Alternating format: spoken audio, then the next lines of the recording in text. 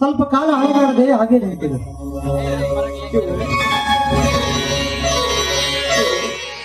ನನಗೆ ಭಾಗ್ಯ ನಮಸ್ಕರಿಸುತ್ತಿರುವ ಮರೆತು ನಮಸ್ಕರಿಸುವ ಪುರಸ್ಕಾರವನ್ನು ಸ್ವೀಕರಿಸುವಷ್ಟು ದೊಡ್ಡವ ನಾನಲ್ಲ ಶಿವು, ನಾನಲ್ಲ.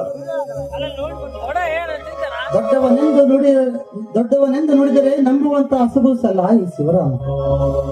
ಭಕ್ತಕರ, ನೀನೇ ನನ್ನ ಪಾಲಿನ ದೇವರು. ನನಗೆ ಜನ್ಮ ಬಿಟ್ಟ ತಂದೆ ತಾಯಿಗಳಿದ್ದರು ಇಂತಹ ಉನ್ನತವಾದ ವ್ಯಾಸಂಗವನ್ನು ಒದಗಿಸುತ್ತಿದ್ದರೋ ಇಲ್ಲ. ಆದರೆ ಸಿರಿವಂತ ನಂಬುವುದನ್ನು ಮರೆತು ಈ ಅನಾಥನಾದ ನನಗೆ ಆಧಾರದಿಂದ ಹಣ ಖರ್ಚು ಮಾಡಿ ಉತ್ತಮನಾದ ಮನುಷ್ಯನಾಗಿ ಮಾಡಿದ ನೀನು ದೇವತಾ ಮನುಷ್ಯನನ್ನ, ದೇವತಾ ಮನುಷ್ಯ. ಏಕೆ ಹುಚ್ಚುಚ್ಚಾಗಿ ವರ್ತಿಸ್ತೀವಲ್ಲ, ನನ್ನಿಂದ ದೂರವಾಗುವೆಯಾ? ವರ್ತಿಸುತ್ತಿಲ್ಲ ರತ್ನಾಕರ. ಅನ್ನ ಬಿಟ್ಟು ಸಾಕಿ ಸಲಹಿದ ನನ್ನಂತಹ ಉತ್ತಮ ಸ್ನೇಹಿತನಿಂದ ದೂರವಾಗುವುದಕ್ಕೆ ದುಃಖವಾಗುತ್ತದೆ. ಅಂದರೆ ನನ್ನಿಂದ ದೂರವಾಗುವೆಯಾ?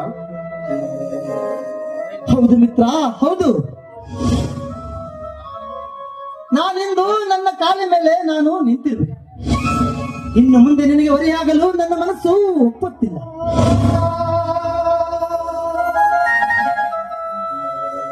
ಹೋಗಬೇಕೆಂದು ನಿರ್ಧಾರ ತೆಗೆದುಕೊಂಡಿರುವೆಯಾ? ಹೌದು ಮಿತ್ರ, ಹೌದು. ಸರಿ, ಸ್ವಲ್ಪ ನಿಲ್ಲು ಶಿವರಾಮ್.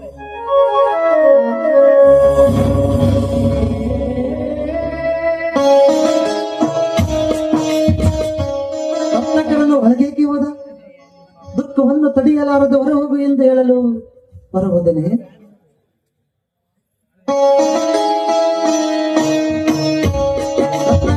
ರತ್ನಾಕರನು ಬರುವಷ್ಟರಲ್ಲಿ ನಾನಿಲ್ಲಿಂದು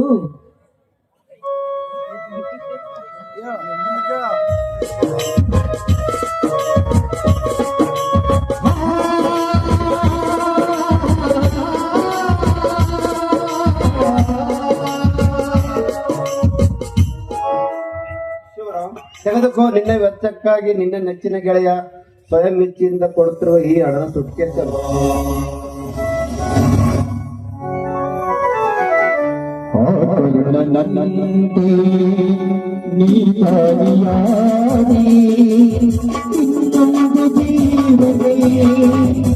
ಆಧಾರವಾದಿ